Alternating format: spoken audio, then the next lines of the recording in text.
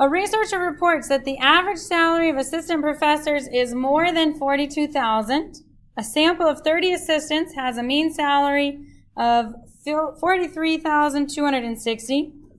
At alpha equals 0.05, test the claim that assistant professors earn more than $42,000 per year. The standard deviation of the population is 5,230. All right, so what can I identify? Standard deviation. What else?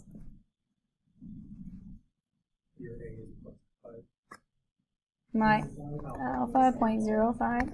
Sample, which is n, is 30. Okay, I got two means. I got to decide which one's which. I need a mu and I need an x bar. Which one is my sample mean?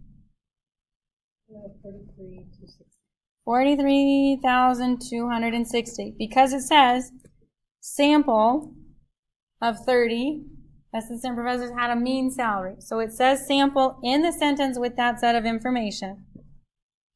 Then that means that mu equals 42,000. All right. So that's my first step. Now I need to actually set up my hypothesis so that I know what I'm testing. So, what do you think the null hypothesis is?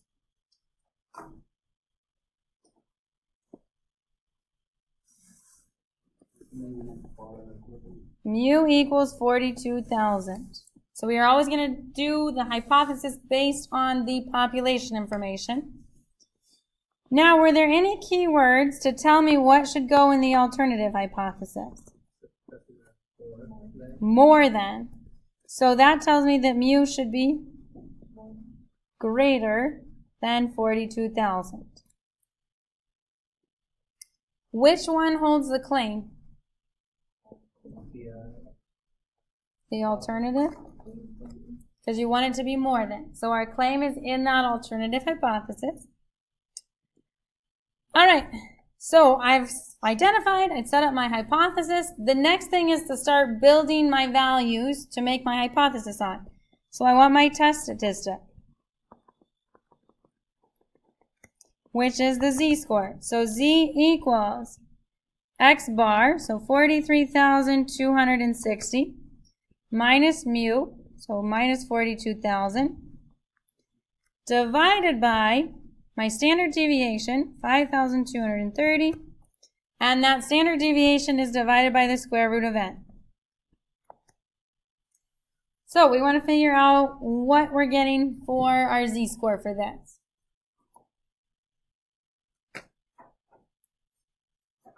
And while you do that, I'm going to bring open our z-table.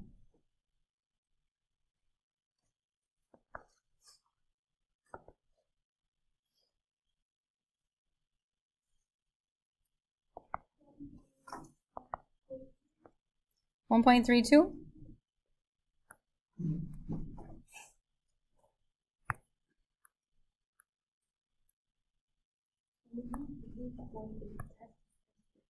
Yes, the z-score is my test statistic. So you said it's 1.32. All right, so then we want to take this to the table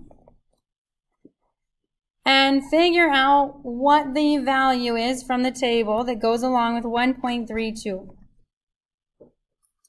So 1.3, and I'm going to go out to the 0.2 at the top.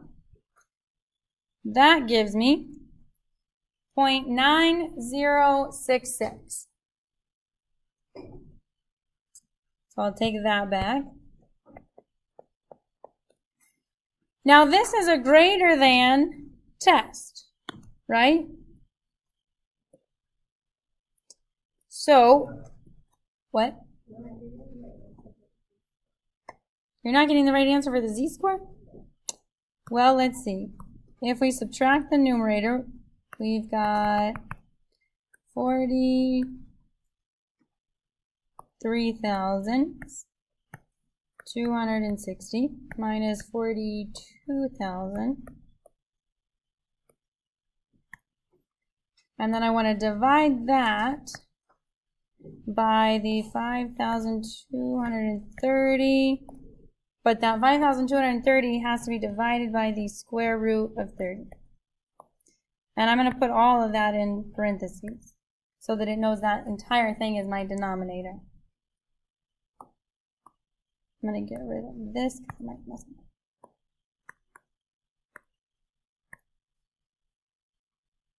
Did it work? All right.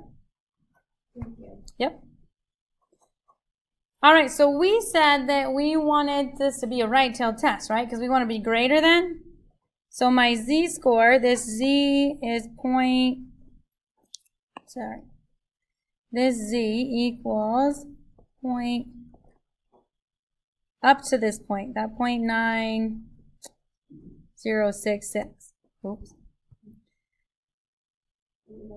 But I got that from the table. This is supposed to be the right tail. So how do I actually get the area that's in that tail? 1 minus 0.9033, which is?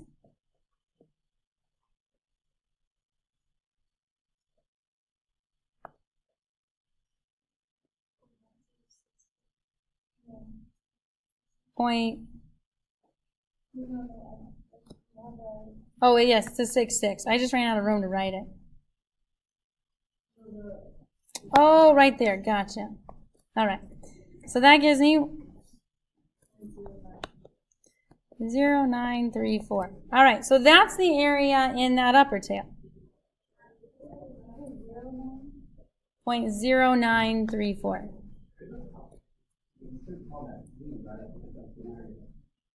That's true. That's actually an area. My z is the 1.32 that happens there. Now, this value, this 0.0934 is my p-value. What did we say we were going to compare the p-value to?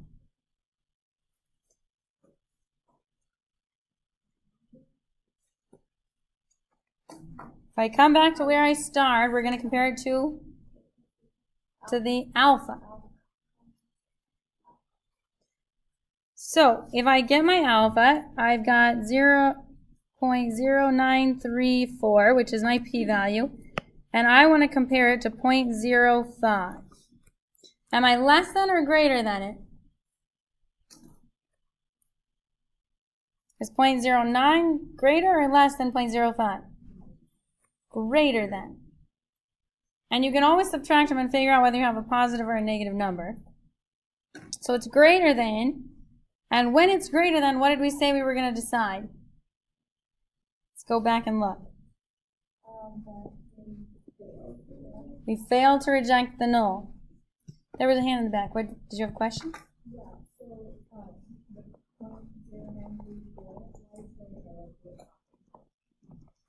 It's the amount of area in that shaded tail.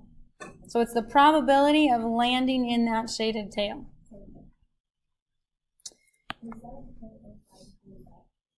Equals alpha, the Greek letter alpha, which is my significance level. And the significance level tells me whether I'm going to reject or not. And we decided by that little table above that we should fail to reject. And that's because our area where we aren't quite up enough, or our shaded area is more than the alpha that we see. If there was only 0.05 in that tail, then we would reject. that is then outside the area of the right. Yes. All right. Now, this is one method to tell whether we want to reject or not. The other thing you could use is a z-critical value. Now, we know that alpha is 0.05. This is all in one tail. So we could find the z alpha. We don't have to divide by 2 because everything's supposed to be in that one tail. So we can do inverse norm, 0.05, 0, and 1. And let's see what that gives us.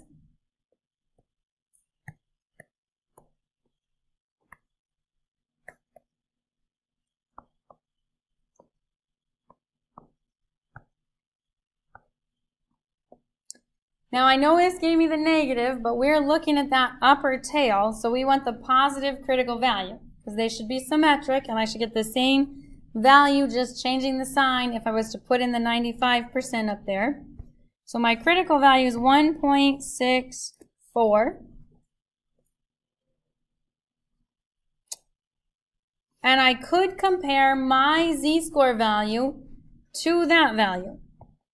And I could say, okay, 1.64, well, that is out here. I'm just going to put it out past my little shaded region a little bit, because it's further out than 1.32, which means that my z-score did not fall out further than my critical value to reject this. So by comparing the z-scores, I would also say that I failed to reject this. So compared this number to the alpha. So I can compare my p-value to the alpha and make a decision. And the 1.64 is your p-value? No, my p-value is 0.0934. The p-value is the first thing that we found. Okay. But that p-value came from my z-score of 1.32. Okay, but I'm asking about how you do it on the So then I could use alpha, because alpha is what I compared my p-value to. I could take alpha and find the z-score that goes along with it. This is my critical value, z-score. And the critical value tells me if you fall out and beyond that point with your z-score, you can reject. If you fall inside of it, then you cannot reject. So I found the z-score that went along with the alpha to be 1.64. And this should follow a number line at the bottom, right? Well, 1.64 is larger than 1.32. Okay. So since the 1.64, which is my critical value cutoff for rejecting, I'm on the inside of that, which means I cannot reject. I have to fail to reject because I didn't get past it. Does that make sense? Yes. I'd still fail to reject. That's still larger than 1.32, right? Yes. So if my z-score was 1.3, that would be on this side. And then I'd be out past it and I could reject. Does that make sense? Yeah, so you can do either process. You can do either process. You don't have to do both. You just have to pick one and follow which one you like. Does that make sense? Yeah. So you're not going to do both methods. You're just going to pick one method. You're either going to do the p-value method, which is down here,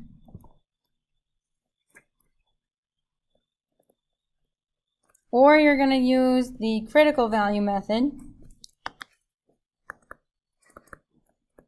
and compare the z-scores. So you can compare z-scores or p-values, and they should agree either way you do it. They better both agree or we did something wrong. So you compare critical value to the other z-score? Yes. Or you compare it to alpha? You do critical value to your z-score, your test statistic z-score. You do your p-value to alpha. Okay. Other questions?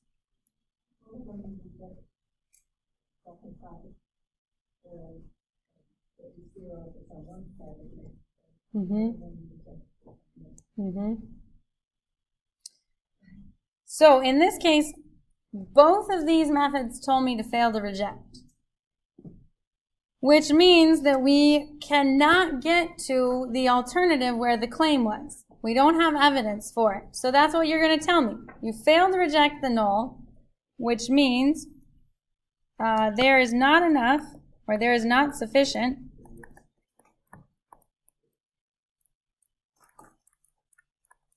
evidence to, and this is where it becomes important to know where that claim is. We do not have sufficient evidence to support the claim. And the reason we can't support it is because we didn't reject the null. You have to reject the null to get to the alternative to say that you are supporting it.